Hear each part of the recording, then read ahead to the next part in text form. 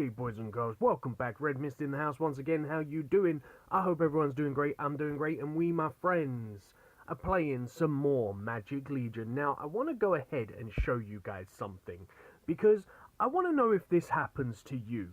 Now, I have had the worst dungeon run in my life. Every single battle was super hard.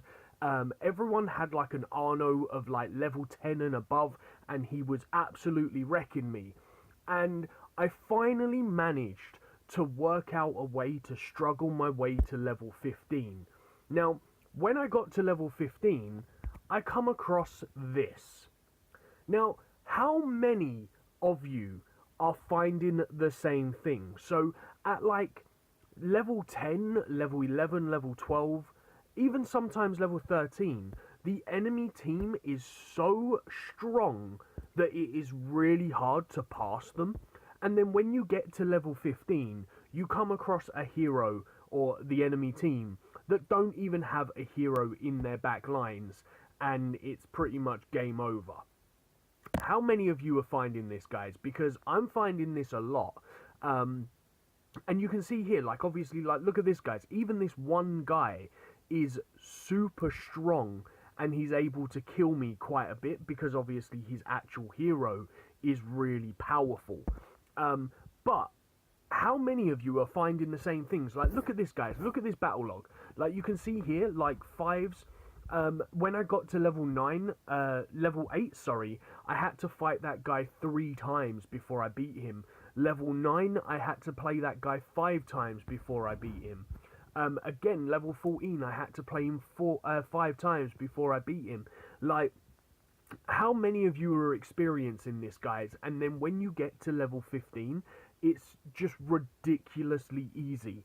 I don't know what the theory is behind Magic Legion's thinking when they do this. That was rubbish, really. But it seems to be that the games between sort of level 10 and level 15, level 10 and level 14 seem to be so much harder than the game that it gives you for level 15. It's kind of like a case of, oh, well, you've struggled through all of the hard battles, we're just going to let you get the 15th win now. But I don't know. Tell me down in the comments down below if you've been getting the same things, guys, because from what I can tell, people in-game are getting the same kind of thing happen as I am. So it's going to be quite interesting to see how many of you out there are experiencing the same setup, guys. So it's going to be pretty fun. Now, the one thing that I have gone ahead and done is activated a few potions. You can see them activated up in the top there. Just because I'm going to be playing for a little while, so I want to try and push on and get a little bit further in the map throughout the hard mode zones. Just because of the fact that I want to get those diamonds from the hard mode zones, and I also want to get the runes from obviously completing the zones in hard mode. Because now I'm looking at getting a couple of spells that are going to cost me runes. Before I do that, actually, I'm going to go ahead and show you what I have done off of camera. I went and bought a few skills that have, like, obviously helped improve my team up a little bit. I went into the academy up here, and I went ahead and bought myself this one right here. I think this was like 1,000 runes, which is 20% chance to ignore any damage effective to weakness target. And then I went and got this one, and I think this one was maybe 2,000 runes or something like that. I think the 3 spells ended up costing me like 2 or 3,000 runes and a couple of thousand prestiges. But you can see here, all friendly units have 20% chance to ignore the dodge and resistance of targets now and hit directly. So basically, we're under a 20% chance. Any dodge rate or any resistance rate, so if an enemy target has a high crit resistance, it will have a 20% chance to ignore that. So effectively it means on a 20% chance, your heroes are going to do a lot more damage. So that's why I went and got those 2 spells.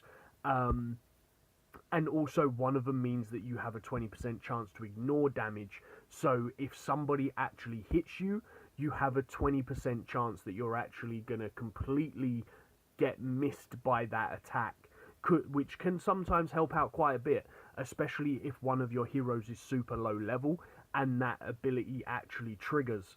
So that's something that you need to take a look at, guys. Go into the Ancient Academy and take a look at those passive spells, because some of them, the same as the God of Blood spell, can really give you the advantage in battle. So bear that in mind, guys, because some of them are pretty damn amazing. So also tell me in the comments down below, guys, if there is a particular spell or something that you think that I really should be buying now that I'm sort of moving on into like the middle to the upper tier zone of the map. Because obviously I haven't really been this high up on a server before, so I don't really know what to expect. So from here on out, if you guys are higher than me, then maybe you can help me not make mistakes that I've made in the past on other servers. But I kind of do have a really good understanding of the game, so I'll probably still select the correct spells that I need to use and that will help me level up the quickest. But if you do know of any spells or any passive abilities that I should be saving my runes to get, then put that down in the comment section down below. While you're down there, hit that like button. Because something as crazy as this Reaper's Scythe, that has helped me out with boss battles time and time again. So that is one spell that I would honestly say that you must save your runes for. To get the 7,000 runes to go and buy the Reaper's Scythe would be a huge bonus to your skill setup. Or if you're able to be lucky enough to go and get the ancient card like I was and buy it for free, then even better, guys, because you're not going to have to spend 7,000 runes on it. But I am going to be doing a couple of things, guys, so let me know in the comments down below. But I am going to be showing a new deck soon as well, so that's going to be pretty cool. Also, one thing that I do want to actually go ahead and say is, in yesterday's video over on King and Magic, I actually showed the perma-rage deck. Now I haven't showed it on this account because my blood commander isn't too strong to be able to survive around this kind of areas. But that is a really, really good deck, and it really shows you the strength of how powerful that setup is.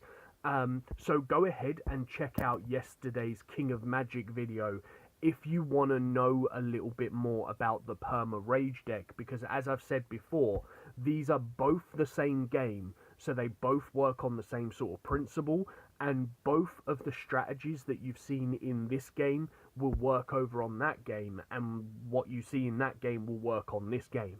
So, in fact, I can show you it really quickly here, guys, because I do have the Blood Commander here.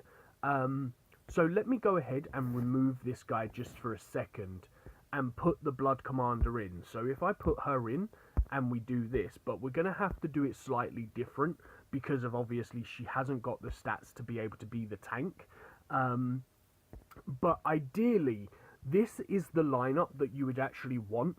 You would want the Blood Commander and the War Mage in the front lines, Arno and the Witch in the back lines. The reason being is because Arno is your damage dealer. You don't want him to die.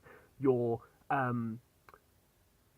Blood Commander needs to go on the left because she's going to have more tanky capabilities than the War Mage, so therefore she goes on the left because she's going to get attacked first.